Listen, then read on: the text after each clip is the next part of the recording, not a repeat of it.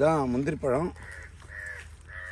தென்னார்காடு மாவட்டம், குறிப்பாக பண்ருட்டி பகுதியில் விருத்தாசலம் உள்ளடக்கிய பல லட்சம் ஏக்கர்கள் முந்திரி விளைச்சல் இந்தியாவிலே அதிகமானது.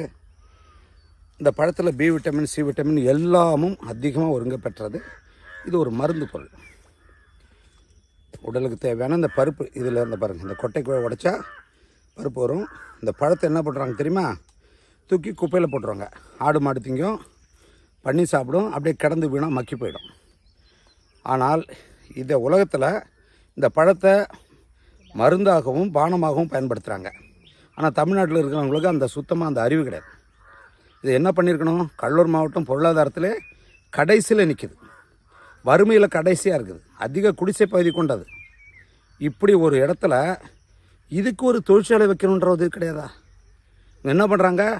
அவங்க கட்சியை சார்ந்தவங்களுக்கு அந்த சாராய ஆலை கெமிக்கலை போட்டு அதை கொடுத்ததால் எங்கள் ஊரில் மட்டும் 120 பேருக்கு மேலே தாலி அறுத்துருக்காங்க.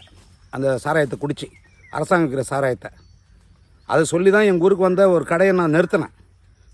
அப்போ தான் அரசாங்கம் நிறுத்திச்சு. பொருளாதாரத்தில் எங்கேயோ போய்டும் என் மக்கள். இந்த பழத்தை ஒரு பானமாக செய்கிற ஒரு தொழிற்சாலை கொண்டு வந்து அதை பயன்படுத்தணும். எவ்வளவோ வேலைகள் இருக்குது, அதை செய்கிறதில்ல. இங்கே பாருங்கள், இதுக்குள்ளே எவ்வளோ பழச்சாறுகள், இவ்வளோ பெரிய பழம். இங்கே பாருங்கள், இப்படி தான் சாப்பிடணும் முந்திரி. பாருங்கள், நாராக தொங்குது பாருங்கள், அவ்வளோ ஃபைபர். இது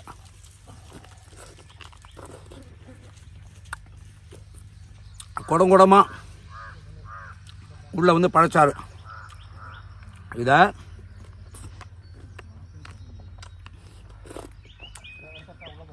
அடிப்பகுதியை காலை வச்ச பகுதியை தூக்கி போட்டுருணும். எவ்வளவோ திட்டங்கள் வச்சுருக்கேன். சொல்லி என் மக்களும் அதை பார்த்துட்டு சும்மா வாட்ஸ்அப்பில் மற்ற ஆளுங்க தள்ளிட்டு போகிறீங்க. இங்கே இருக்கிற அரசியல் நிலைமையை புரிஞ்சுக்குங்க. அதுக்காக தான் சொல்கிறேன்.